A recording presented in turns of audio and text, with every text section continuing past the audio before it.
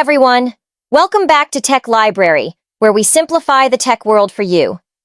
Today, we're diving into a hot topic, one of the best ways to know trending songs on TikTok.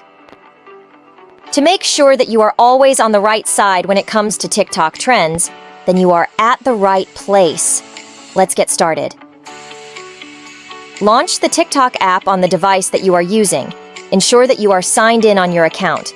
At the bottom right corner of your screen, tap on your profile icon. Now tap on the plus symbol down in the middle of your screen. Tap on Add a Sound, and some songs will appear on your screen. Now go to the search icon, which is in the shape of a magnifying glass. Now you can search for either TikTok Haikaki, ETRL, or Siri US Hot 50, and it will give you a list of songs after each search. Should you find a song that you like, you can favorite it by simply clicking on the Add to Favorites icon, which resembles a bookmark icon. Then you can quickly find it when you need it. This is all!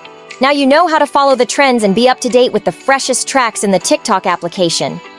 If this tutorial was helpful for you, do not forget to like the video and subscribe to Tech Library channel for more awesome pieces of advice regarding technology. Leave a comment below.